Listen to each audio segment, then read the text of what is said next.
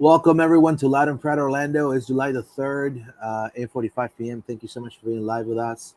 We're about six people live right now. Thank you so much for your support. An amazing week for Orlando City as a whole. I will say 9 points. You have Orlando City defeating categorically the Chicago Fire, who were decimated 3-1 at home at Explorer Stadium. Then also you have the Pride with a Julie Doyle brace with an Ali Watt goal. 3-0, I believe I have to say, was the score against, of the Orlando Pride. And then also OCB that came back and overcame two separate deficits to take a 5-3 victory over FC Cincinnati 2.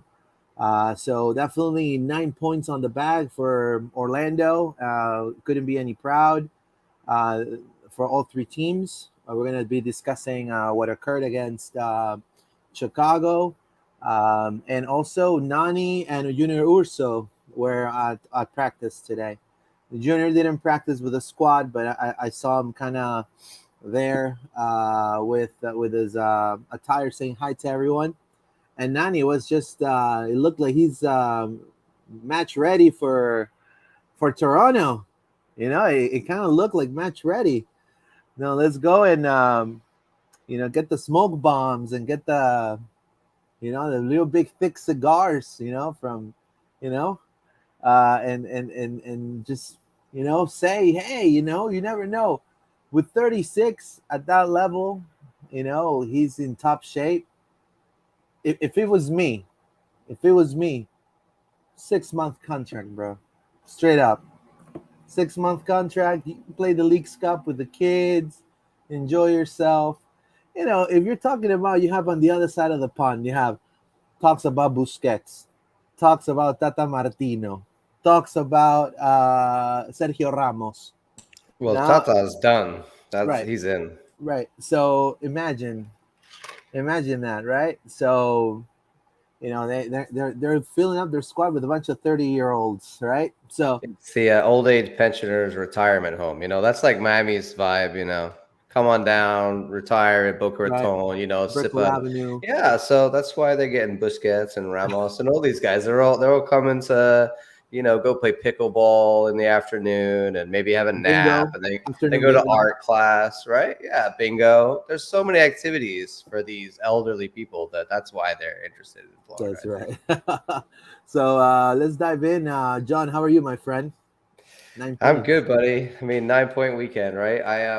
I was trying to figure out today, and maybe you know this, or maybe someone else knows this. How many 9 point weekends have we had so far this season? I know we had another one. I Yeah, know yeah, for we've had a sure we've had couple. two, but I think we might even had three. And is that like a record? Because for a long time, Pride and OCB were not so winning as they are this season. Like this year, the Pride are doing much better. OCB are doing really well. So we're getting these 9 point weekends that before were a very rare thing. So I'd want to be interested to know if anybody knows, what the record is for how many 9 point weekends we've had so far this year, and if that's a new record. So, from my understanding, it has happened about three times. Now, I don't know if because that same question came about when we were with Austin and the people from the mainland and Oh, really? everybody I there. didn't know that. Yeah, yeah, this question came up, and I will. I wasn't honestly like I was just trying to like get Facundo, to answer the questions. So I really didn't listen too much, but I believe it has happened like three times. Yeah, So this year, it's so huge. I mean, it's it's great. huge. I love it. I love being like all the teams And it's won. Like youth, man. that's I mean, yeah. our on all three teams, OCB, Pride, and Orlando City these are young prospects. These are players that are in the early 20s, right? Probably mid 20s. Not like on the other side of the pond that we're seeing like a bunch of people my age coming through, right? To Inter Miami, expecting that this is going to be a piece of cake league. And after seeing the UN's men's national team with a young core of players, most of them MLS, those old guys aren't they don't know what they're coming for. I mean, they're coming to. Do you think the Juan Jones from the Revolution is gonna let Jordi Alba through, or is oh yeah, I play you on FIFA. Let me get pass me by. That's fine. Of course not. These are hungry kids, man. I mean, a 38-year-old Ramos is like, I mean, that's pretty old. Yeah. And, obviously he's still Sergio Ramos, but I think what we're, saying is that you sign all these guys, they're only good for a year or two. So you got to win now. That's the whole like they're signing all these guys to back up Messi to try and help him win next year for sure.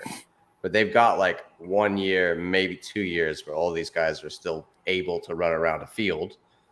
I mean, some of them I wouldn't even think that they could do that now. Like Busquets, nah, his legs were gone 2 or 3 years ago. So I'm not afraid, man. They can sign all these old players they want. I don't care. I will take Ojeda and Torres over Busquets and, Ramos all day long.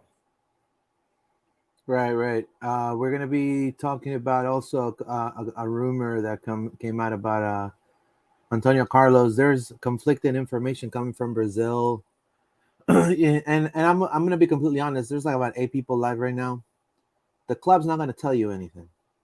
First and foremost, whoever says that they know firsthand, I know what's gonna happen. It's probably lying. I'm telling you right now. From my understanding is I can tell you what the Brazilian media is saying, and I can tell you what Orlando stands right now. So we'll dive in just a moment. But first, let's talk about what happened in Chicago.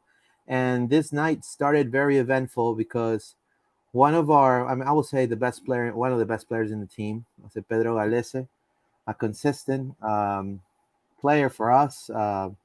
Captain, I will say a leader right on the back line. 100 games, man. 100 games for El Pulpo Pedro Galese. He's definitely a big part of this club, right? A big part of this club, and honestly, I couldn't be any more proud. This is a great step for something, for him to be cemented in the history on the club already with the U.S. Open Cup win, now with this, and I think he's just going to keep moving up and up. And again, we as an outlet, we can definitely bring up a lot of rumors, but I can tell you he's not going anywhere. He ain't going anywhere, guys. And you could see that when he accepted this, the smile on his face, the happiness, like he is not a guy. He ain't going anywhere. No. He ain't going anywhere. Let's read some more comments. I'm so happy for Alessia, 100%. That's right. It was one of those games that Orlando City offensively was very important, right? And I think Facundo Torres has found his best form. Hopefully, he continues that way. I think now he leads Orlando City with 7 goals across all competitions, right? So he's I'll say I have the information here. It says the 3rd player in Orlando City history to net 15 goals in league play at the age of 23 or younger. Look at that. Already surpassed Kyle Aaron, already surpassed Daryl Dike. So amazing performance by the Lions offensively. What are some of the highs that you saw on this game, John, offensively? I think really I think Facu for sure. I mean, he just keeps growing and growing. I think as the season goes on, he's becoming more and more confident. In the last 2 or 3 games, I think he's really now in like the full stride of what we expect from Facu. I think earlier in the season he wasn't quite there, and now he's getting like 1 or 2 goals a game. He's gone back to being our major goal scorer. I think also there was a lot of positives. I was a little bit concerned about having Mauricio in there next to Wilder, like that was going to leave us perhaps a little bit exposed in that DM without having Cesar in there. But I think Wilder did so much work, so much effort, like he covered entirely that field. And Mauricio was able just to kind of play the ball around and also contribute a little bit as well on the defensive side. Even Ojeda in this game, I haven't been too sure about Ojeda at the 10, but he looked a little bit more comfortable there, and it was really nice to see Ojeda and Facu doing well on the pitch at the same time, because that's something that we haven't really seen a lot of, Luis. And so if Ojeda can play the 10, and we're seeing more and more and more of that, then that's great. And I think that's a good positional layout for them with Facu on the wing and Ojeda in the 10, or maybe they're just going to keep switching around. I don't know, but it was good to see them both be on the field and us look very attacking, and like our flow wasn't, being inhibited by the fact that they were both on the field. Sometimes before we've kind of seen it doesn't quite gel with both of them on the field. And this time I was like, all right, this is working. It's flowing. Angulo is getting in there, Duncan, like our front four had a great game. Great game. And and I think that goes, credit to them for sure. And also the back line. I think I'm struggling to pick out a player from this game who I go, they didn't play well.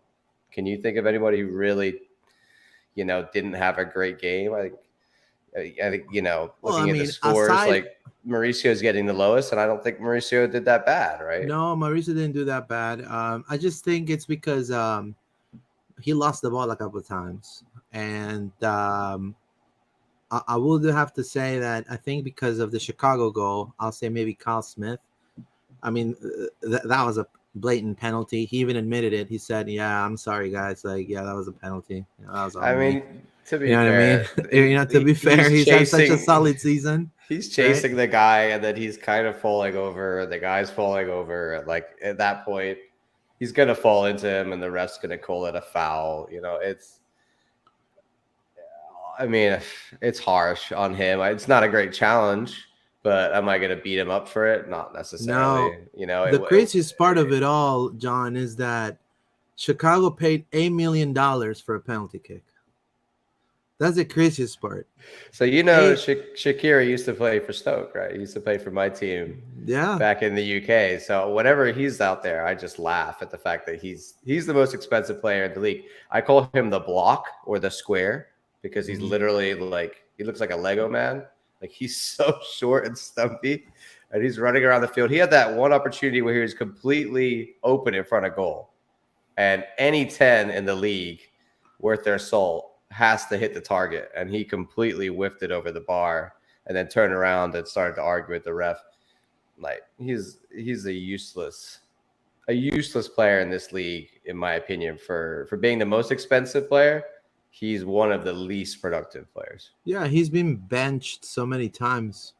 It's just my opinion. I wouldn't pay $8 million for a player that is benched. I think Chicago regret that one a lot. So one of the takeaways that I take out of this game and that I really loved, and I did mention it to Facundo when he was in the post presser. I said, "Hey man, you three right there in the middle just kept switching. Like, is it a drill you guys do? Because we see you kind of in the front. We see you then dunking a little bit more, trying to hold up the play. Then we see Martin right in the middle. Sometimes Martin to be like almost a striker. You guys yeah, we do that a lot." And then he mentioned something very interesting. Then him and Kyle practice certain plays when it comes to kind of Kyle being his shadow kind of in a way, right? And it kind of makes sense, right? That whole win back, playing behind. So they do a lot of those drills. So I feel like they're all meshing very well together. I think Orlando's finding its form in its season so-and-so. And the same thing on the other wing, Luis. Yeah. Rafael and Angulo have such a good relationship now. And a lot of those things that what we're missing at the beginning of the season, and there was everyone was talking about time to gel, and yes, there's a certain amount of squad gelling that happens at the beginning of the season, but a lot of this intricate pairing sort of, positional pairs, your right wing and your right wing back, and your left wing back. Those relationships between those individual players take a little bit longer to develop. And so I think now that's what we're starting to see, especially on our wings, where they really know, Facu knows, Ojeda for the goal for Facu, he knew that Kyle was going to be there on that overlap, and he just gave it right to Kyle, and he said here. And then Facu said, "Oh, it's going out to Kyle. I know I need to go into the box to get ready because the ball's going to come in." And then the 5'9" guy gets up and scores a header. Like you love to see it. It's not like you said in the press, it's not his usual goal, but the fact that Facu can score a header, I think shows just how versatile a player he is. Facundo Torres is finding its form, 86% accuracy, distributing the ball. He had a header, a goal from a header that was fantastic. 5'10" score of a header. That tells you. They said 5'9" on the commentary, so somebody stole an inch from you, Facu. Well, maybe it's the fly. Maybe it's the cleats. Maybe it's the shoes. But the offensive chemistry is starting to definitely be very important for Orlando. Kyle Smith being very intelligent tactically, right there. Martin Ojeda also being that 10, like you were saying, right, making life easier. And I'm gonna say this is an outstanding stats. Wilder Cartagena had like almost 7 recoveries that game. He was everywhere, man. Everywhere. And you couldn't really notice that Cesar Araujo was gone. And that's the Wilder that had the armband in Godoy Cruz in Argentina. That's the Wilder. That's the Wilder that got into the national team and benched a named player, right? So that's the Wilder we need to see. And I love the fact, and Pareja mentioned it in the Profe Pareja mentioned it in the press conference. He made the three in the middle their job much easier. Just go in the attack, because as soon as he will recuperate the ball, it will go in transition. Orlando will go into transition, and then they'll start linking up, doing that, switching sides. Definitely the backline for Chicago had a tough time handling. Now, they were all concentrated on Duncan, because obviously he's a top striker in the team. The kids everywhere, and so they let Facundo, Ivan do their thing. Rafael Santos come really near to the box.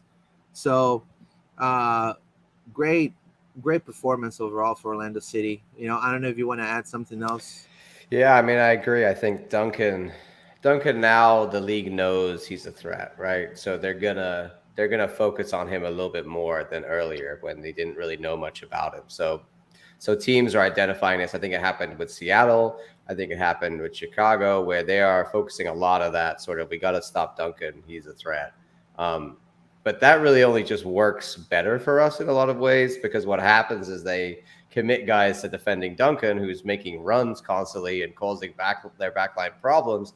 And then that opens up space for Angulo or Ojeda or Torres. So a lot of what Oscar wants to do involves Duncan getting up there and causing problems of either holding the ball up or drawing the man. Does that make sense? He's supposed to be a distraction. So if he's distracting players and keeping them occupied, and that allows other people to come into the game, then I think that's exactly what we want. Not scoring in 2, I think he's probably annoyed by that. If I could get in the head of Duncan, I think Duncan's not happy that he hasn't scored in 2.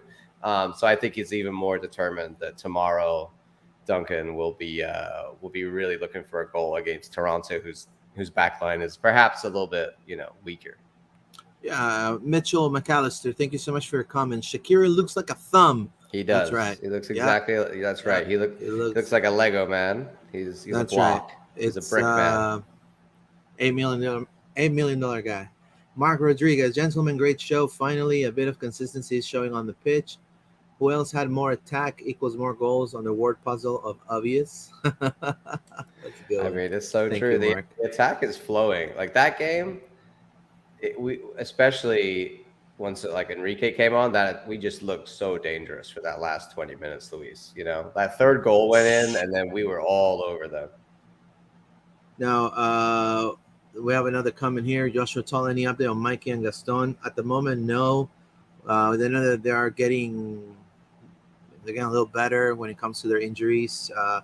Gaston has a left thigh injury. Mikey has a left thigh injury, also was questionable. I believe out of the two, Mikey should be having some minutes against Toronto, knowing that. And Mikey's was just like a minor pull, right? From what we saw, the way he pulled up, like he tore something, so it should be fairly minor. I think Gaston is a bit longer. We're not 100% sure on these things. We don't know a lot about injuries. We get as much information about injuries as you guys, pretty much. and then I'm gonna just now dive into the refereeing, my friend. How awful! I mean, look, I, I I, have to laugh because if I don't laugh, I'll throw something because it's yeah, it's so it's so I ridiculous. mean, and this is supposed to be one of the best referees in the league. Um, and I'm gonna say this one more time: pro referees should not ever, ever coach a referee a World Cup, not even a Copa America. I'm serious. Like this is, I mean, if it's bad down south when it comes to refereeing in some countries, this is three times worse. I mean, their lack of judgment was unreal, like unreal. Like there was a penalty not awarded for Orlando.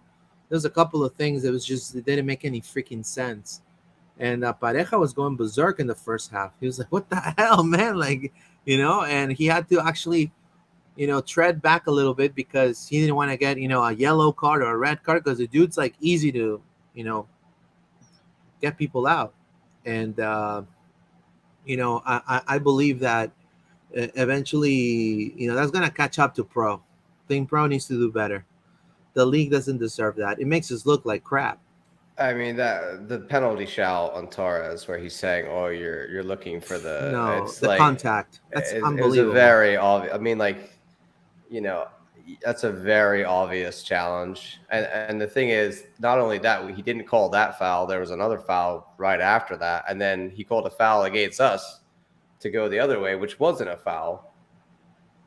He some of these calls that he made on both against for us and against us, I just think were very questionable. There were some challenges that were legit challenge, even on the commentary.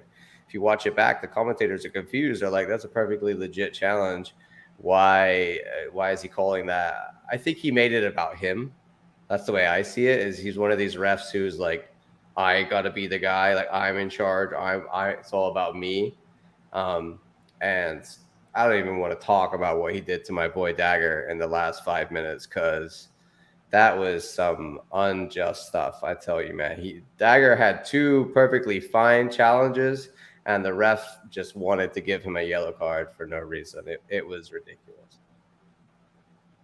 No, I agree. I mean, the ref definitely belong on OBT on this game.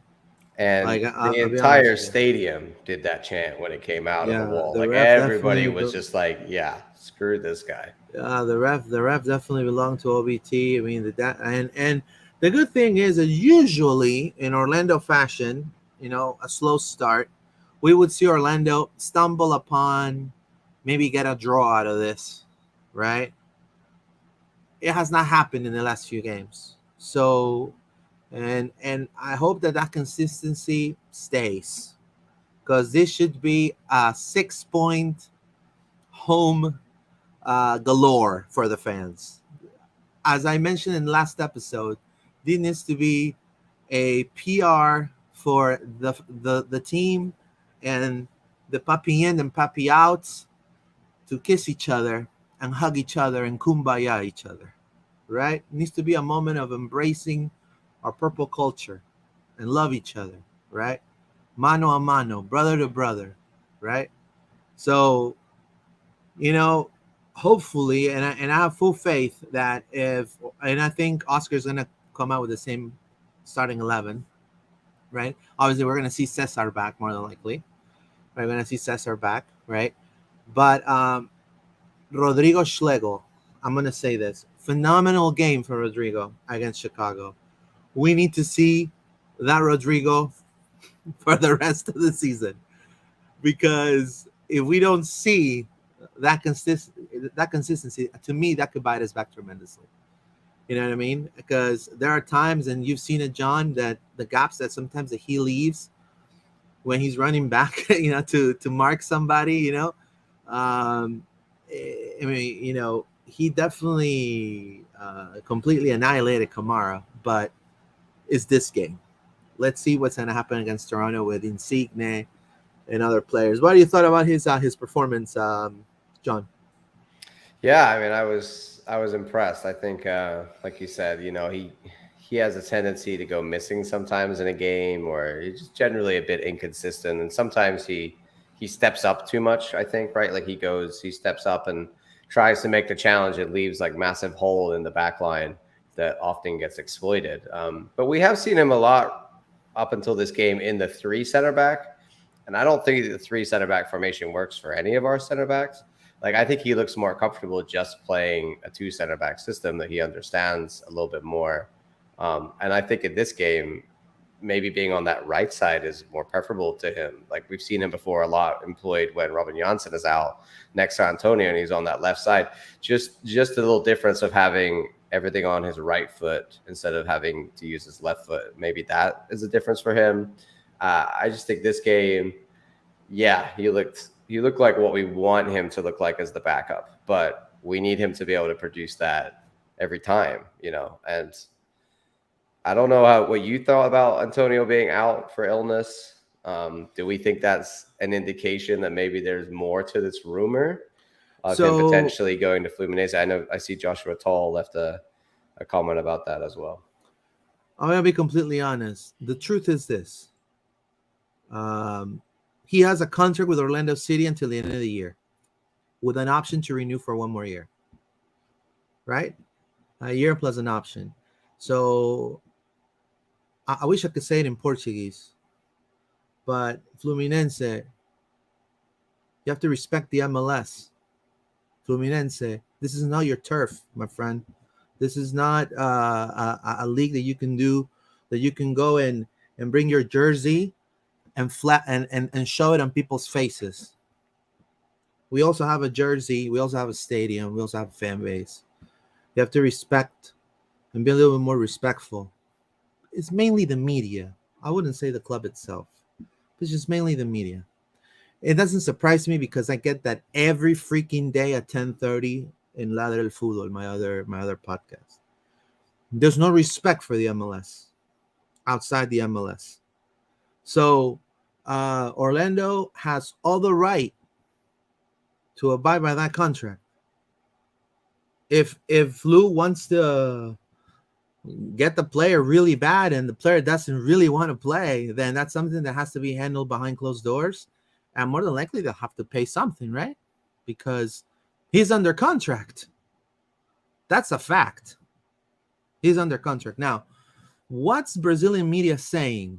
I'm going to go ahead and share the screen because I don't like to, just talk smack. This is a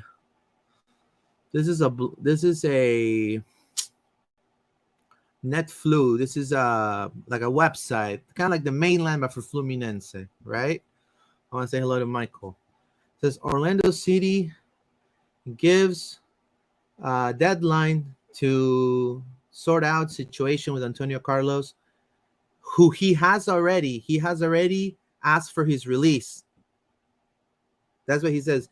Que já pediu liberação. He already asked for his release. It says the center back has an interest to come back to Brazil, but the North Americans are playing hard to get. That's exactly what it says. The North Americans are playing hard to get. He's our best center back. Why? Of course you're playing hard to get. Fluminense, você tá louco da cabeça? Fluminense, você está louco da cabeça? Ele é nosso central titular do equipe, do time. He's our center back, our star center back, man.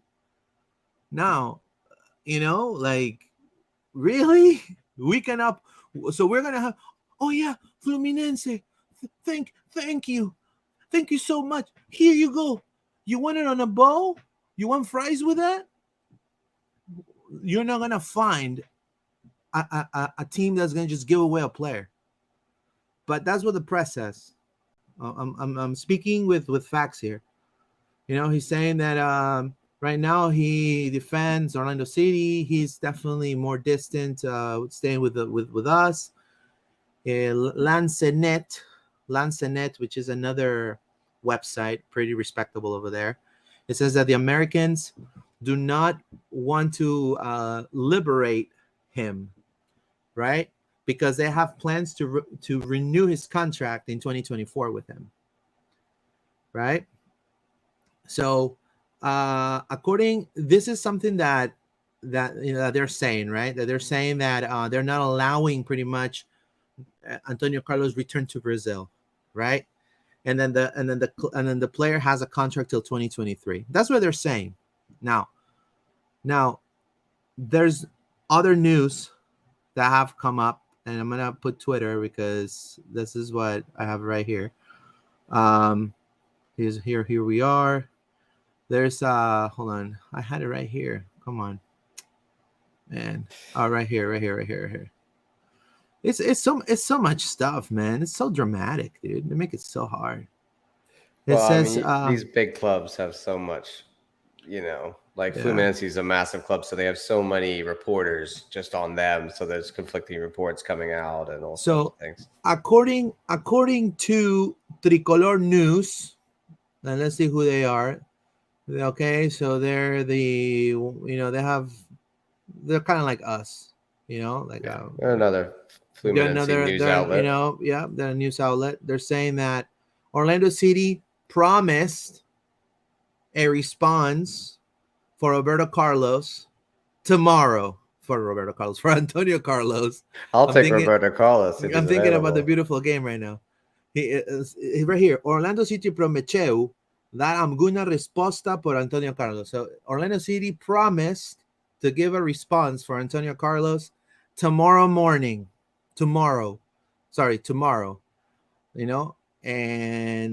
they're gonna discuss it or whatever, right? And again, they mentioned the Americans want to renew with the player for one more year, but the player doesn't have the intention of renewing. He wants to come back to Brazil. Now, one thing about Antonio Carlos that you guys have to think is that it is true. The player has his whole family in Brazil. So maybe that's what he wants. You know what I mean? I think that's the biggest thing, Luis. It's not he said, she said. It's what does the player want at the end of the day? And the end is what the player wants. I know that Antonio has never really made the effort to learn English or Spanish, right? I'm pretty sure he only speaks Portuguese still. Yeah. I think he has some communication problems. So to me, that says to him that he's never really fully invested himself in life here in Florida, right? I think there's always like his family being back in Brazil. So maybe he does want to go back to Brazil, and I'm not going to stand in his way if he wants. And he's, based on like football right now, he's worth 2.1 million. So if we get a couple million for a 30-year-old center back, I'm not going to complain if he wants to leave. I'm not going to actively try and sell him. Like we're not doing that. But if he's made a point to go to the club and say, I want to leave, plus he's out of contract at the end of the year. So I don't know how exactly, like from what I understand is you can offer somebody a contract 6 months out. So if he's out of contract 6 months from now and they offer him a contract for the end of the season, he could leave on a free. So if they want him now in the summer, then we'll get money for him. Do you see what I'm saying? So exactly. I'd rather get money for him now than lose him in the summer. Lose him in the winter for us anyway. Right. For and free. Not get any money for him. Plus, the other thing is, Luis, is I love Janssen and Antonio Carlos. I do. I think they're a great center back pairing, but they're older, right? They're 30 and 32. So at some point, we have to think about the future of our center back pairing, and we need a replacement. So it's going to happen. Like in the next few seasons. Yeah, it could happen. It could happen at the end. Are going to move on. Like they're going to either not play as much and be replaced by a younger player, or Schlegel's going to get one of their spots, or they're going to get sold. So I fully love Antonio. I love him, You get but Walker Zimmerman. if he wants to go, then I'm not going to stop him from going. And I think we shouldn't try and stop him from going. I think we should cash in on a player that clearly has value to a club Right. like Fluminense, right? Like he's going to go back to and play in Port, like he can play in Brazil for another 5-6 years Right. very easily at the top flight level. I think. I don't think Brazil is quite as intense physically as the MLS, right? So I think as a center back, you could probably play a little bit longer, and whereas here we're already seeing sometimes with Janssen Antonio that some of the speed of the attackers in MLS, they're not always able to keep up. So And I they love him, need but like I said, if he wants to go, I say we let him go. No hard feelings. Get some money for him. Yeah. yeah. I mean, Orlando City has been so great in making those decisions. I have no doubt that they're going to do what's best for the player and also what's best for the club. So I have no doubt that they're definitely going to come. But I'm just speaking of what they're saying over there. And so this is more. I'm going to develop more. It says the center back already had a set straight in a meeting with the club front office that he wants to come back to Brazilian football. Now the player doesn't have not another option for or another contract or another no one's following the player from another club from Brazil or Europe. So Fluminense, it's like a Fluminense went and talked to Antonio Carlos's agent right away, like, "Hey, I want you." Right? That's the only, and so I think there would be a bunch of Brazilian clubs that would take him. I don't know if they could all afford it. That's the thing. Like we need a mil at least for him, right? We need like 2 mil, I think, somewhere in that zone. But not all Brazilian clubs are willing to pay that for a center back. So all I'm gonna say is, if he does decide to go to Fluminense, three things had to happen. First, Orlando's gonna have to get some money, for sure. Two is that we have depth in that position in a way, but I mean, a depth that we've seen in OCB. Thomas Williams, Alex Freeman, even Abdi Salim, you know, and those kids need an opportunity. Now, are we ready to do that? Right when we're like soaring high, right? You see what I'm saying, right? Now, I say yes. I have full faith on those kids. Now, we also have Rodrigo Schlegel. So that's why I said it's very important for Orlando to talk to Rodrigo and said, "Hey, man, you're the guy now, man. You know what I mean? Like, we need you.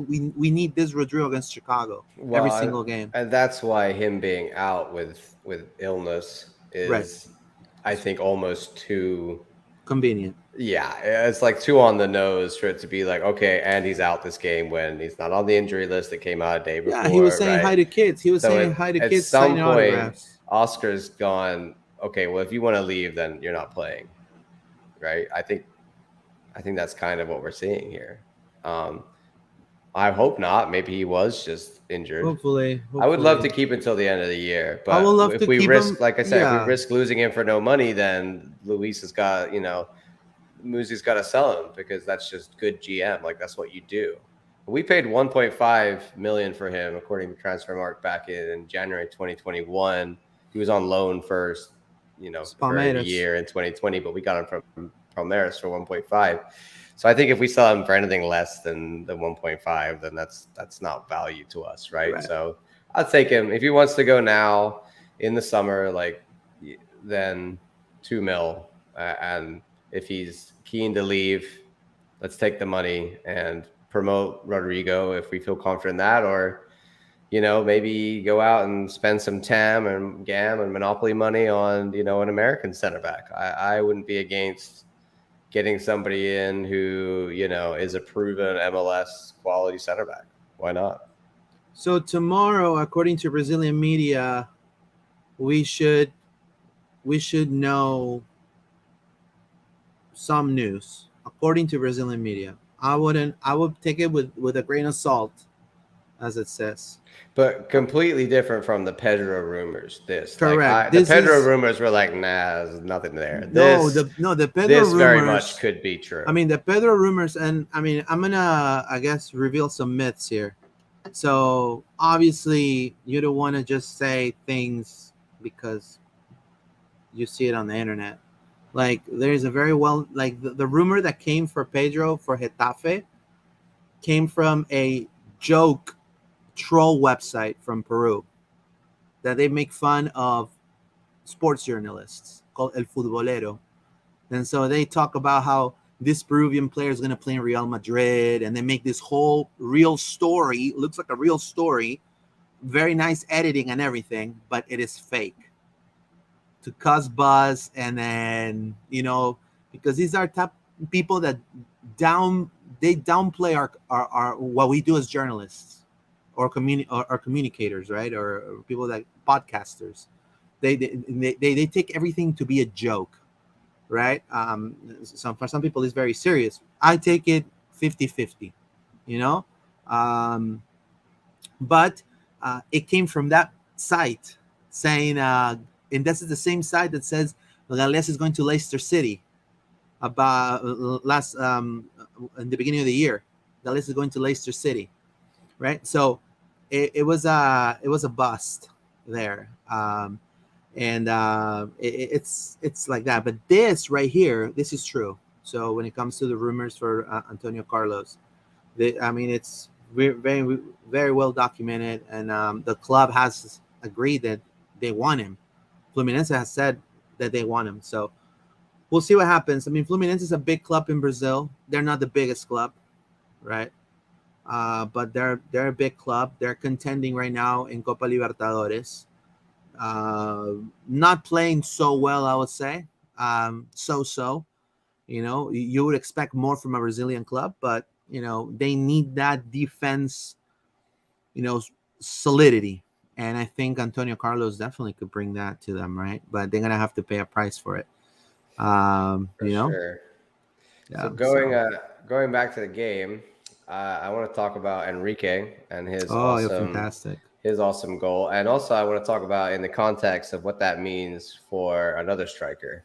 Twice now we've seen Duncan start and Enrique come off the bench to replace him with no sign of Carr off the bench at all. Any thoughts on that and why Carr is losing out to Enrique? I mean, obviously Enrique came on. I love the fact that he literally just left the ball for that goal and just pointed to Angulo and goes, Angulo, you go over there, you go get the ball, and then I'll stay here and you pass it back to me and I'll do my thing, and then I'll just slot it in the bottom right corner. I thought that was so classy, and I think that him as a left winger is such a nice option for us. Was that Angulo who went and got that ball in the corner, or was it Santos? It was Santos. No, it was Santos. Yeah, Santos. I got confused. It was Santos who went to go get it. We'll see the B-roll. I think Enrique playing off the left wing could be a real danger. He kind of came on as a striker, but he likes that left wing cutting in on his foot, on his right foot to score goals like that. So big props to him. And question mark over where Carr is and where Carr fits into this right now, Well, I just feel like Carr is gonna have some games, but I mean, on this game, I just feel like Ramiro brought such good energy from the bench.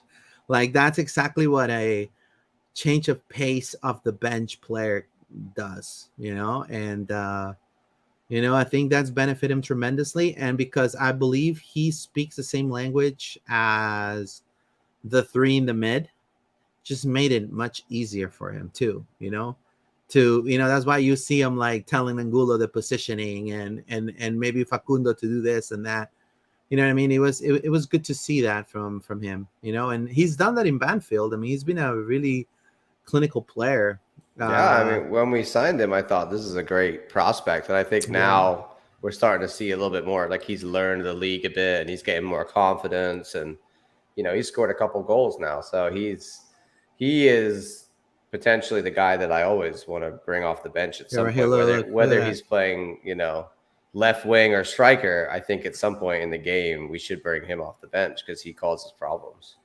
Yeah, he's definitely a very good player. And he comes from a family of footballers, right? Famous football. His dad played for the Argentinian national team, El Negro Enrique, right? A very, very good player too. So he's a second generation. You know what I mean? So he's seen his dad work towards something greater than himself. So he gets a lot of good advice on how to adapt, right? Yeah, for sure. So, do you want to read some comments? And I've got some other Sure. players I want to bring up. You can probably This, guess who. this is Jennifer Downs. Glad I'm. Thank you, Ms. Jennifer. Glad I am finally able to subscribe and join you all. You're great. Thank you so much, Ms. Jennifer. Thank you, Appreciate Jennifer. it. We appreciate the subscription. Thank you, Victor Sanchez. We need Juan Cuadrado in Orlando. I know that we will be probably saying bye to maybe Petrazo, right? Or maybe but I mean Juan Cuadrado will be tremendous. Have you seen how fit he is? I mean, the guy is now a really good fullback. I remember Juan Corrado when he was just a straight up, incredible winger, and then he went to Italy and they taught him how to be a right back, and now he's like, for this level at MLS, he could do a very good job. Yeah, he's like sort of like Santiago Arias, who's at Cincy, like that sort of not a DP, but like a vet right back who could attack very aggressively up the right wing. But I don't know. I'm pretty happy with our fullbacks. Yeah, I mean we have pretty good fullbacks, but I believe that now if Antonio does leave the club, we need to find. I mean, and again, I know Pineda, you're looking, Lewis, you're looking for too much. Bring me Thor, bro. Let them have Messi, bro. Let them. I don't care. Bring Thor. Yes. Walker Zimmerman, man. Let's bring him in. I don't think Nashville will ever let go of him. I don't think all the money in the world. No. Like, no, they'll never. He'll retire there. They'll never let him go. Really?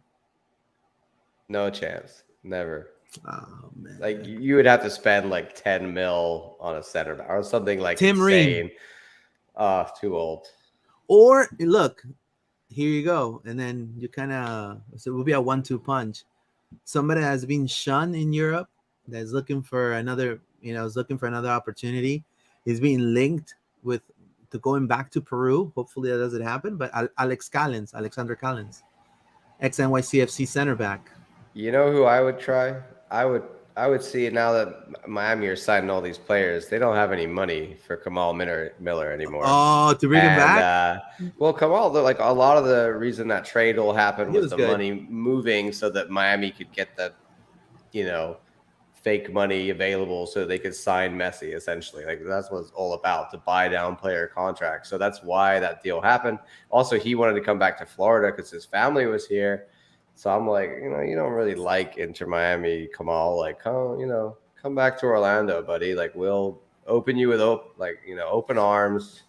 You can start. I just think he's one that we, never should have let go in the first place. So I would love to have him back, and I think he's top quality center back in this league.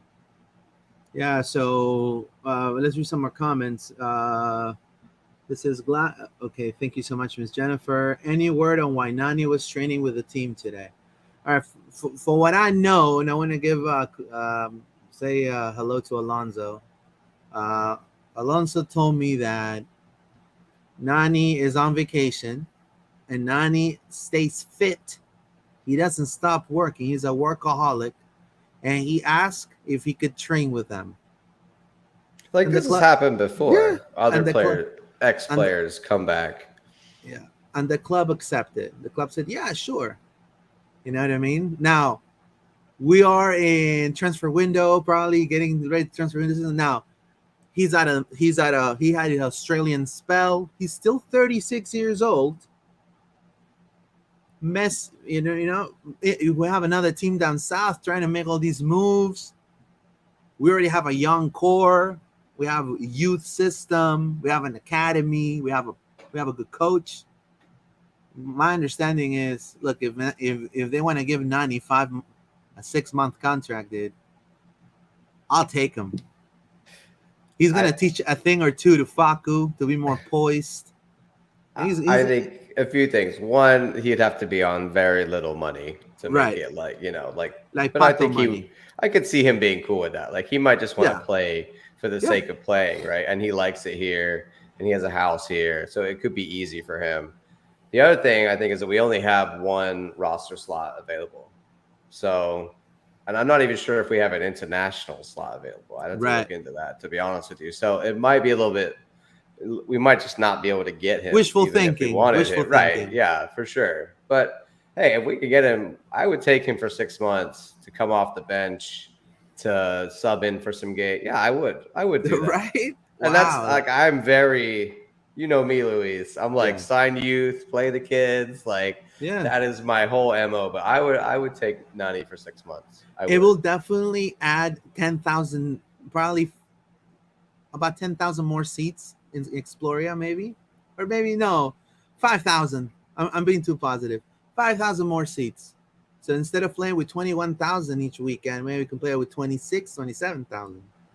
Because that's what. I think he was just such a great guy for the Yeah. club, and there's not many players that I would welcome back, but he is one that I'd be like, and the next comment you can see is another guy that I would also welcome back, that Junior Urso, as the next. Oh yeah, I know, but he was there. He was there just to say hello. But he got his contract terminated, so maybe there's a chance there. Oh, it seems like it didn't work out, his return to Brazil. Curitiba, right? He went to Curitiba, right? Yeah, it's interesting. I think it's a terrible club. I think the thing with Junior was that he left to go back for his family. So I don't think, even if it's not working out in Brazil, I don't think he's going to come back, because the reason he left wasn't because he didn't like the club or wasn't happy at the club. The reason he left was because his family wanted to be in Brazil. So if it's not working out at that club, maybe he'll find a different club in Brazil. I don't necessarily see him returning to Orlando, sadly, even though we would happily take him back. Of course, I'll take him back right away. I mean, even though we do have a lot of depth there now. No, he wouldn't start. He'd have to be behind Arujo and Wilder. But a lot of the times we're saying like this game, Mauricio is in there. Like you put Junior in there when Cesar is out, no question, right? So I think Felipe has been okay, but not incredible. No. I'll make a switcheroo. That's not really his position. Like, he can play there, sure, but I think he's shown that he's better in other places. So he would be the guy. He would be number 3 on the D mid roster for sure. But like I said, I just don't see him coming back because his family wanted to leave. No, so. it would be definitely wishful thinking. I'm on board with you right away. I would love to see back Nani. I would love to see Junior Urso back for sure. Bring me Daryl Dike back and pair him with the Holland of the Heartland. I'll take him back too. I'd take Kyle Aaron back. I think I'll take Adrian Winter. Adrian Winter, 100%. You could come back, buddy, anytime you want. Right, Junior Batista, Jennifer Downs. My son is the one that makes the posters for Galese. Oh wow, that's awesome! Yeah, that was really cool. I saw some pictures of him signing that, and that was a cool moment. Yeah, and like Federer's a great person. So I mean, I'm glad that he's able to live up his dream. He just needs to keep playing, keep being consistent, and I'll feel maybe at some point we'll have maybe Jackson. Her son is going to be the next Orlando City goalkeeper. You never know. Right? That's how the dream starts, Luis. That's Thomas Williams is the exact path right there, right? So you can definitely. So I got 3 more guys I got to talk about from Chicago. Number 1, Luca Petrasso. Quickly, just to mention, he's back on the field. Yeah. Love to see it. He played some OCB minutes, but back for Orlando City. I like it. Number 2, you got our boy who we interviewed on the pod. I want to say hi to Fabian himself. getting We the did it. debut, number 95, coming on. Huge moment. Love to see that. That's great that's great that Orlando does that. Honestly, I was actually sitting with my dad this game, Luis, as you know, and we were both smiling, and we just love that moment. Whenever you get a youth player, and we were talking about his potential, and I just think it's great to see. And he came on and looked really comfortable, and I didn't think he looked out of place at all. So that was awesome to see. And congrats to you, Fabian, if you're listening. That's awesome, yeah, dude. And we hope you get more minutes as the season goes on, for sure. And then yeah. I remember finally, you got to talk about my guy. I had to bring it up. My Dagger man, Dagger Dan. Dan, coming on. The subs in this game were great. I got to say that as well. But Dagger Dan came on the 88th minute. You would have thought he'd been on the game for like 20 minutes. And he came on it right back. I didn't expect that. I don't think anyone expected that. But once again, showing why he is so versatile. And he was killing up and down on that right-hand wing. He made a few good cuts. He had one opportunity. Yeah, He was completely open. He just ran at them. Like Oscar would just went just play right back, but just attack. And he caused problems. So and then the referee gave him a Ivan. stupid yellow. Oh, well, don't. Sorry. The referee gave the yellow, and then whatever. But I just I love Dagger. I think he's awesome, and I think that I'm not saying he's an incredible player. I'm not saying he should even get the start, but I think that we need more minutes for Dagger Dan, right? That's all I'm saying is you're seeing as he's playing more, he's getting more confidence, he's doing more, and he's so versatile. So you can really do whatever you want with him. I think he's more attacking personally. I would love to see him come on for Ojeda in that, or Pereira coming off at the 60 and give Dagger Dan 30 minutes in starting at central attacking midfield. I think he could do that role for us. I think he can come off the wing. He's so versatile, and this game was just another example of what he's got to offer. So I love it. I love Dagger Dan, and I was up there in the club, and I could see some Maguire shirts over here, and I could see some Thoralson shirts over here, and I'm pretty sure that was Dagger Dan's parents over there, and that was Duncan Maguire's parents over there, watching their boys. And I was like, "It's my Dagger and Dunk people, yeah, Dagger and Dunk." I get all excited about Dagger and Dunk. So Dagger and Dunk. I love it when they're both doing well, and this was another good game for my man Dagger, who came on and did bits. Man, he does bits. So your dad enjoyed it. He enjoyed the game. Yeah, he loved it. I'm sure people recognized him. Yeah, some people recognize. It's some older fans that know and all that stuff. But he just likes to go as a fan. Yeah, he's a fan. We're in the club screaming at the ref and giving it all this. My girlfriend's like, "Sit down." I'm like, no, we're not. We're English soccer supporters. This is how we do it, right? Whether I'm in the wall or the club, I'm going to get up and shout when the ref is, making bad calls regardless. So it's always fun to watch the games with my dad. It's great to see him enjoying it, what he helped create.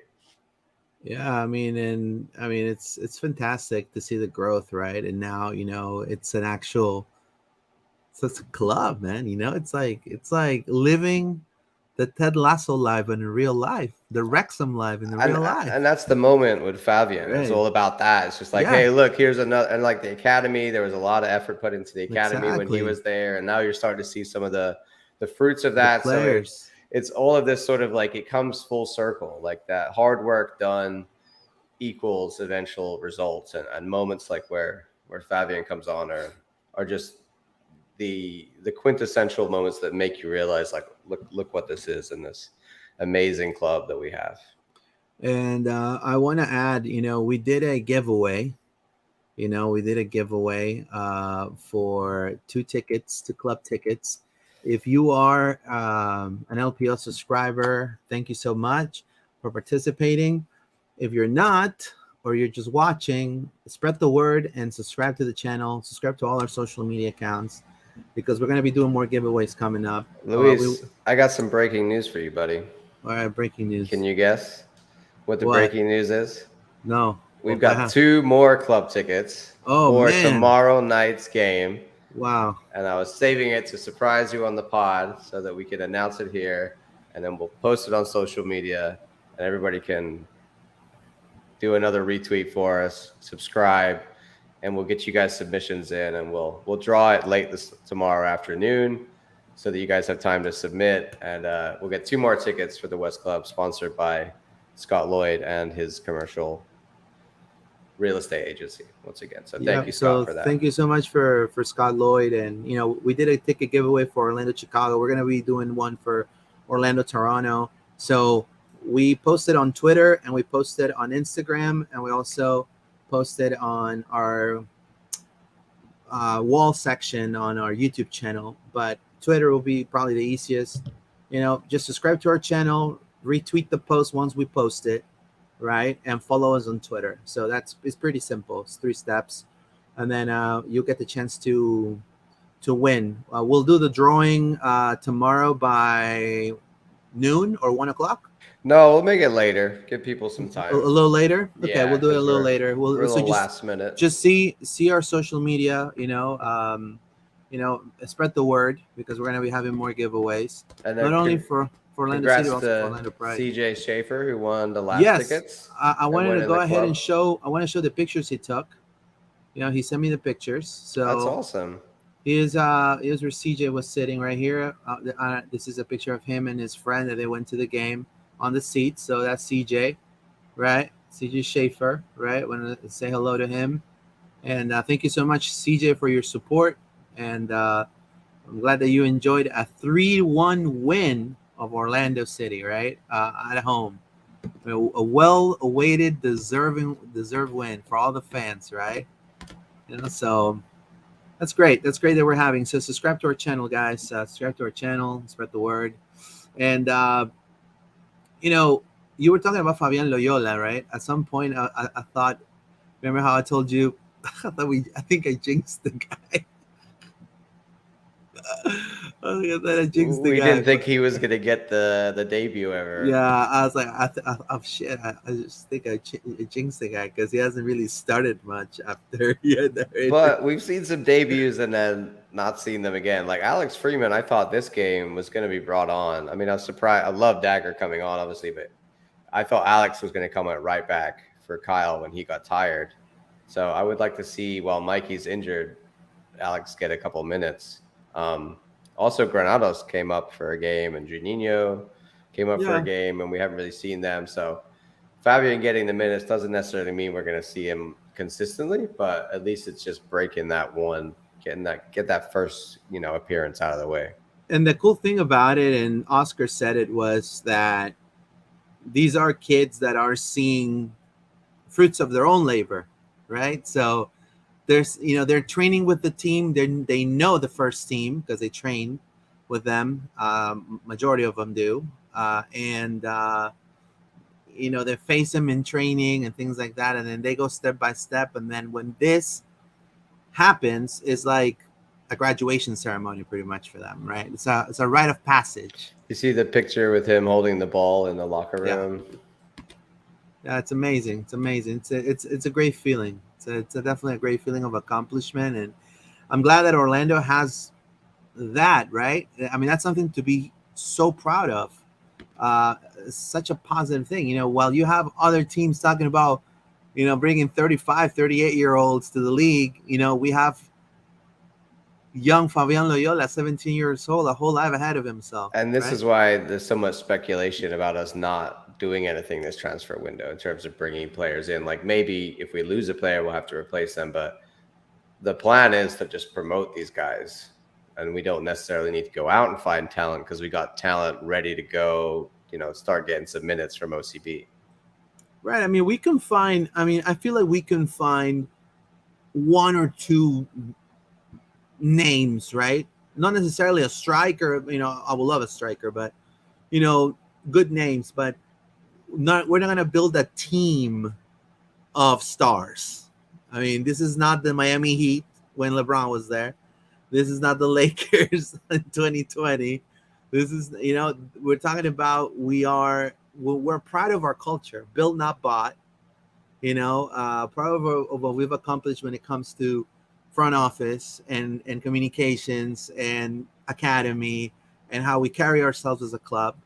So these are tremendous things that we need to definitely keep building, right? Because then we can see the Jackson Downs, coming up and excelling, and then they become part of the club, just like Thomas Williams was, because he was like little in the academy. And Mikey So, too. and Mikey too. So uh there's no more comments. So now let's dive into Toronto, right? Toronto. We're playing against Toronto. We're playing against, tomorrow. It's a short turnaround. Now, right now, they spoke about Orlando. I have info. Toronto did, and they said the following. Hold on. Where's the right here? It says. I don't see it. Interim coach Terry Dunfield, they lost 1-0 against Real Salt Lake, and they said, I don't see this short term as a challenge. I see it as an opportunity for us to continue to grow. I think the players, once we review the processes and review the game, we will see a little bit, maybe something slightly different on them. My feeling is that the guys will want to play against Orlando and excel and keep working on our game and win. So he said that after the loss to Real Salt Lake. Honestly, this is another 3 points in the bag for Orlando. At least they should be, right? I don't know how you feel about this, John. Yeah, I was like, we need 6 points from these two games, and anything less than that is kind of unacceptable. Like 3 points would have been meh, Right. So we're halfway there, but we need this Look at that. second 3 points against a team that we should be beating. They've lost, like you said, to Real. Before that, they lost 2-1 to the Revs. They lost 3-0 to Cincy. And Cincy. before that, they drew, to Nashville and to Minnesota. So they haven't won in at least 5. Whereas us, Luis, here's an interesting stat for you. In the last 10 games, only lost 1. Like we got some draws in there, but we're a hard to beat team, and we're learning how to be better at home, and we are getting better at home. We're not losing at home. We're not always winning at home, but we're not losing at home. So 3 points is what I expect. 1 point would be a disappointment. 0 points would be unacceptable. Yeah, I agree. Yeah, and I think that we are a team that are on the up, and Toronto are a team that are just clueless. Not good. They've lost their manager. Bradley's gone, which good riddance to you and your alien-headed family, in my opinion. So you can take your son with you. Bye, Michael. Bye, Bob. That's a good alien-headed family. There's certain people I've watched in this league for too long. Okay, they're so boring, man. And I'm done with the Bradleys. But I love Bruce Arena, man. Bruce Arena to me, he's like that uncle I will like drink some beer and talk about. Right. The Bradleys are of the era of a lot of the Bruce Arena players, right? They are, to be honest. And so it's kind of like the Josie Altidores are starting to fade away, and your Kai Kamaras and your these old the Marcus stars. Beasleys. These old stars of the league, and your Graham Zusis and whoever else, they're done. Right. And so this was just like the changing of the guard. And I think Toronto, have got a good squad, but they've gone to their interim manager and they're not looking any better. They've got similar to what Inter Miami are building with this team that must win now. They built a team that must win 2 seasons ago, or a season like this season. And at the beginning of the season, people were tipping them to maybe be really good to win the league. And we were like, "What? No, they couldn't figure it out last year. They're not going to figure it out this year." And all the stuff that happened with their Italians not getting along and all this ridiculousness that it basically just equals out to being a very meh club this year. And so I think 3 points is expected, and 3 points is what we should get.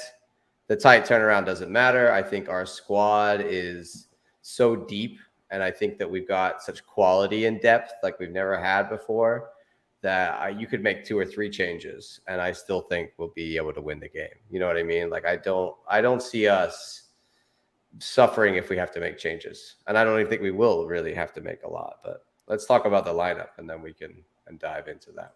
If we see, let me see, 60% of Google gave us 60% winning probability. Toronto 17. That's a lot. And looking at this Toronto squad, as you say, looking at this Toronto squad, I mean, this is their squad right here. Hold on, this is Salt Lake. Yeah, CJ Sapong. They have Insigne. Have you seen the goalkeeper they have? You recognize him? Greg Ranjit Singh, right? Yeah. He played for us at one point, I believe. Or not a long time ago. Am I right in that? I'm pretty sure. Yeah, he did. Yeah, he did. He was our third goalkeeper. Their left back is the most expensive left back in the league, Petretta. Unbelievable. And he's not good. I mean, Insigne and Bernardeschi, of course, can do bits. I think, Mark Anthony Kaye in the Mark Anthony Kaye is a good player. He's a solid player. Plays on the Canadian national team. I think they have some players, but they don't seem to be clicking, and they've just had the manager change, and there's just too much. They're not in a good space right now, and we are. So, absolutely no reason we can't get 3 points. Ayo Akinola is not playing as a starter. That's surprising. Ayo Akinola, I believe he's better than CJ Sapong, to be honest with you. But again, that's just my opinion. I mean, CJ Sapong's in that same group that we talked about with other guys that's just been here forever, but maybe isn't the best anymore. So let's do the lineup real quick. When it comes to Orlando City, tomorrow against Chicago Fire, against Toronto FC. OVO in the house. Drake will be there, I'm sure. No, I don't know. But I know probably Nani will be, hopefully, watching the game, not playing. Right? But, let me dream, man. Let me dream. For sure. So I think Galese, right? Galese. Pedro we trust. We're going to see Rodrigo. Or do you think we're going to get a maybe? Wow. I mean, that's maybe if we see AC, Fluminense, bye Fluminense. I mean, that's the thing. If Antonio is back in the team, an illness could go for more than 3 or 4 days, of course. But I think if he's back in the team, that tells you everything you need to know. They've settled the controversy, whatever. Yeah, if we see Rodrigo again, I think it's the other way, and it's more of an indication. So I think we could see Rodrigo again. Okay, so let's see Rodrigo. He also looked very good, like we said. So I don't mind that as long as he's consistent. We need the same performance again. And he cost 10% of the value of Bernardeschi and all those people that Toronto brought in. Not even 5%. For sure. Then I think Kyle Smith at right back and Jansen and Santos. Yep. They picked themselves. I mean, I think Kyle Smith versus Holiday is a debate, but with Holiday being out, it's all Smith. Yeah, let him rest. Santos has taken that position for his own, and Petrasso's going to have to fight to try and get back in, or probably just get minutes off the bench, most likely. I feel we'll see Cesar back. Cesar will be back, of course. And then we're gonna have Wilder Cartagena back to our casual double pivot. Right, and then we're gonna see more than likely here. Now this is the thing. If you ask me, I will keep Ojeda, Facua, and Angulo. I like that. I thought that was fantastic. I loved how all them three played. Here's the thing. Can Oscar live with not putting Mauricio in the starting lineup? Exactly. Because even last game, like I said, I wouldn't have picked Mauricio to be the other 8. That's right. Next to Wilder, but he did anyway. And he was, he wasn't terrible, but he wasn't amazing in that role. So I would say I'm with you. I would like to see Ojeda. I would like to see Ojeda. Yeah, me too. I don't know whether Oscar's going to do that. I think it's very likely that Mauricio gets back in the 10. I think it would be a shame. I think Ojeda's showed last game a little bit of what he could do in the cam role, in that central attacking midfield number 10 role. And like you said, they were switching so well, Ojeda, Facua. Yeah, they were. Ojeda, Facua, and Angulo. So yeah, they were. I think very disruptive for for the backline. You have to understand this Toronto backline -9 in goal difference. So this is a team that all three of them should have at least a goal. Now, one thing I have noticed offensively, the overpassing is ridiculous. I think it wasn't so much noticeable against Chicago because there was 3 goals that were scored. But I mean, Mauricio needs to shoot the ball more. I feel Angulo too. He was like going on the 1v1. That overpass, like I feel like they keep overpassing the ball. No one shoots. I would say that that's a massive argument to have Ojeda in over I Mauricio agree. because Mauricio just feeds that whole let's Feeds keep that, passing. Like that's what he wants to do. Whereas Ojeda is like as soon as he gets like he had that one chance against Chicago where he ripped it and it was unlucky, it bounced, like the keeper made a good save, but he from that 10 position, he can shoot and he can dribble forward directly, right? Mauricio doesn't want to do that. Mauricio just wants to keep distributing the ball. So I agree. I think this would be a great lineup. You know, Gillespie, Smith, Rodrigo, Jansen, Santos, Arujo, Wilder, Facu, Ojeda, Angulo, and Dunk. The dunk. And that, you know, as long as my boy Dagger's coming off the bench, I'm fine with it. Jeez. Dude, I have to see you with your Dagger Dan jersey, man. I think it's time. I was debating the Duncan or the And a Dagger. picture. It's And going a to be... picture. It's but I'm not going to get Thoralson. I'm going to get Dagger Dan because I think that's more fun off the tongue. Let's read some comments. Victor Sanchez, let's get 3 points tomorrow. Hell yeah, that's the spirit. Mitchell McAllister, so did CJ Sapong. Toronto's basically just OCB. Mitchell McAllister, CJ was on loan to us from Kansas City before Dom was. Yeah, that's right. I remember that. Yeah, I remember CJ that. was a nice guy. Actually, I met him. Yeah, it's a nice guy. It's a nice guy. We're but, also talking of that OCB. There's Larea playing for Richie that. Larea will be a great addition to get him back. Injured for them right now because he didn't play the last game. That's massive if he's injured because he is a problem. Yeah, I don't see him. Yeah, I didn't see him either. Very strange. Did he go back to Nottingham Forest? I wonder. Yeah, he's in Nottingham Forest. Yeah. Wow. So they lost him because they had him. Yeah. So yeah, he's in Nottingham Forest. But that's great for us. I'll take that all day long because Richie Larea, I think, is their best player. I remember when he played the last USL spell for Orlando City for OCB. He's another one I was sad to see go. And yeah, me too. And I love that jersey. They should make it again. Look, I'm gonna take it out real quick. I found a picture of him. Look at this kit. I know it's a little simple, but I like Richie Larea playing for OCB. Look at that. Good times. Incredible, right? Crazy. You'd love to see it. USL. Incredible. And we let him go like that. And then we ended up with Rafa, what was it called? What was our I forgot the name. No. He came from he was one of the players that it was signed to the MLS. Portuguese. It wasn't Moutinho. For guy's name, Rafa something. Rafa Ramos. Rafa Ramos. There you go. Rafa Ramos. There you go. Nah, Richie Larea was top right back. Yeah. I remember Rafa Ramos when he came into the league. I remember that. Yeah. You want to talk quickly about Pride and OCB? Yep. So Orlando Pride. First and foremost, before we go into Pride, Duncan McGuire was nominated for an ESPY award from Best College Athlete. Are you surprised? I mean, the Harland of the Heartland. No. So hopefully he wins it. It'll be fantastic. He better. I mean, he broke this goal scoring record. That's right. And then, Orlando Pride, they won 3-0 shutout on Saturday against Washington Spirit.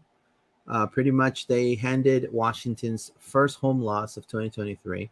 And Washington are in fourth, by the way. Yeah, taking a 3-0 victory. Now, they were playing without Adriana and without Marta, which made it even more special. Because Marta and Adriana, they're with their national teams for the World Cup. So I mean, it's super, super important how this team for the Pride is becoming tough to beat. And, Julie Doyle, talk about a player, so impactful. Let's watch some of the footage right here. I mean, Kylie Strom. 15 minutes in, and Yeah. she's got a brace already. Yeah. Yeah. She Like got a brace. she's Yeah. back with a vengeance. Yeah. She's back with a vengeance. And she's such a great, just human being. Like she teaches, she has a little mini Look, academy for she's so kids. happy. Like Yeah. Yeah. she's one of Look at those that. players you're just watching her have fun when Look at she's that. like, Oh, oh, what a what curler. a golazo that was. Yeah. Look at that. No sweat. I'm so happy for her. And She looks I'm to the heavens, she's happy, and she's that's hugging her this is Ali friends. Watt's goal right here too. They try to say it was an own goal, but no, it was her goal. And then she does a celebration. There you go. Did she get that retroactively? Yeah, she I did. didn't follow up. She Yeah, did. yeah, she did. Yeah. That's good. So I mean, these are again a young core of players, and now they're becoming stronger, and they just added a new addition to their squad, which is defender um, from the Brazilian national league, national team too. Rafaela. She used to play in Arsenal. Hold on, let me just get her. I forgot her last name. I know her name is Rafaela, but I forgot her last name. Um, we just got her. Like the Pride just got her. They did this video for her and everything. Rafael Sosa. I call it Rafa, but Rafael Sosa. She's a defender from the Brazilian national team. So they're adding one more piece of the puzzle to become stronger for the rest was coming for the Pride. So I look forward to see this team more and more. I'm The telling you. Pride are like hot and cold. It's like win two, lose two, win two, lose two. They just need a little bit more consistency, But they're doing much better than in years gone by, and I think that the positivity and the signs are there. Right, it's getting better as the season goes on. They are climbing the table. Oh, correct. And then another thing that occurred was OCB. They overcame two separate deficits, and they took a 5-3 5-3. victory. By Yeah. the way, So Janino's goal, insane. The guy takes two players on and then just smashes it in the top corner. Like it was a really, really good goal. yeah, they got a brace, right? They both had a brace. Brace with Juninho Juninho. and Jacqueline. Yeah, and Jacqueline got two within 3 minutes late in the game to pull away. It was 3-3 at that point. So Yeah, so Juninho had a goal in the 39th minute, and then in the 70th minute, and then Jacqueline scored on the 72nd and 75th minute, and then there was an own goal.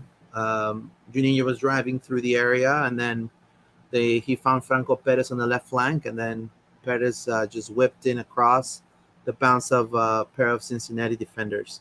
And then it went into the back of the net. So FootMob has Granados playing center back for this one. I don't think that's right. Surely No, he wasn't playing center back. no, I think they messed up. They messed up on the positions there, but Yeah, Shaq Mohammed looks like he had a pretty good game on this one. I saw some of the highlights and a few other guys, Juninho and Jacqueline being the real stars. But hey, another win for OCB. They are up to 5th in the East, doing really, really well this year and contributing to that 9-point weekend. We love a 9-point weekend, Luis. That's right. We love that 9-point weekend. We're definitely very happy for Orlando as a whole. And hopefully we could see it tomorrow. I'm going to give my score. Tomorrow is going to be the Benaki. Rekindle. Let's hug each other. Let's embrace each other. Let's kiss each other. Right? Let's come back to love. Let's make it a love fest. 4-0 Orlando win. Yes. 4-0. Then Dagger then scores a goal. Dagger Dan scores a goal. Dagger Dan scores the goals off the bench, minute 85. No, There you don't, go. Luis. Don't get me all excited by the There you idea go. of Dagger Dan scoring a I'm goal. super positive. Oh my god, I think 4-0 is actually could happen. I'm not even being funny. Like that could happen. I went with 2-0 for the Chicago game, and I was happily wrong. I would love a clean sheet though. That would be Yeah, nice. it'll be nice. I was annoyed to let Shaq score a penalty on the last one, but it wasn't open play. Whatever. I'm gonna go with. I think it's another 3-1. 3-1, another I think we're 3-1. just gonna That's repeat fine. Yeah. 3-1. I think we see Duncan get a goal this time. I think Yeah. I think he's hungry for another one, and I can see Faku scoring again. I think he's on a tear, right? So I can also see Ojeda getting one. Yeah. I think Ojeda is like so close. AC. Every game, AC with the header up from the bench, And then he he's does not celebrate. playing. And then all the websites. Oh, leaving. We don't want that. No, just joking. No. But I think definitely for the fans and for the city, I think after having one of the worst home records in the league, I think the worst, starting very slow, I think the home crowd deserves it. I think and the boys know that. And that was last game. Like it went to 2-1, and I was like, "Please, no, we're not doing. No, we're not anything." drawing. The Philly game. Last minute. So when Enrique came on and bagged that goal, and I Yeah. was like, "Yes, like thank you. This is what we need." And I think that was like a moment for us. I think that was what Oscar was talking about. Was like, that's what we should be doing, killing these games off at home. Definitely. Well, I want to thank everyone that was live with us. Let's do some last comments. Who's scoring tomorrow from Orlando? Well, we already said it. Thank you so Who much. do you choose? You said Dagger, and you're 4. You said 4-0. We need more goals. Okay, so unless Dagger's getting 4, uh, I'm all for that. a brace from Duncan. Okay. A Faku goal from penalty, Yeah. and then Dagger Dan right in the 85th So, minute. Luis, the you're cherry just on the teasing cake. me. This is just, And then you're just getting me excited. People are going to see you without your shirt going. Oh, I'm gonna go crazy. I'm gonna go straight down to the club shop and be like, "Give me a Dagger Dan jersey right now." Sir, we're closing in like 2 minutes. I don't care. He's like, no, I paid my season ticket. God, no, right? He Well, I said, want to 4-0 Orlando, remind let's- everybody to follow on social so you have a chance at winning the club seats. Luis is gonna post them right for here. us. Follow us on YouTube. Click on the notification bell for all notifications. Drop us a thumbs up. Thank you so much. If you're listening to this on Spotify and Apple Podcasts, and you want to win the 2 club seats, follow us on social media. On the description of the audio of the episode, there's going to be our Instagram or Twitter. All of that is going to be there. So make sure that you follow us and subscribe. And thank you so much for your support. Again, this episode was going to be in Spotify and Apple Podcasts for all of y'all. So thank you so much. We're growing tremendously. 595 subscribers. I think 596 now. So we're 4 away from 600. We're gonna hit that 600 mark. Yeah, we're gonna hit Tomorrow, the 600 Luis. mark. It's gonna be Hopefully great. tomorrow. That's gonna be great. Hopefully, then building little by little, get to that 1K, right? And then it says is Angulo scoring? Is it Angulo scoring tomorrow? Man, I could see it. It's been a you while. imagine For if him. Angulo scores 4 goals. Oh my god! If anybody scores, I mean, we haven't had a hat trick. Remember, Yeah, Luis? right. Paula's not here, but anybody scores a hat trick, she's gonna go nuts. So, There you go. a Duncan hat trick that would be sweet. I want to wish everyone a safe 4th of July. Make sure if you have pets, put some earmuffs on them. Be careful with fireworks. Don't shoot them off in your face. Exactly. Don't blow your hand off or nothing like that. Be responsible. Don't drink and drive. That's another thing. Don't drink and drive. Take an Uber.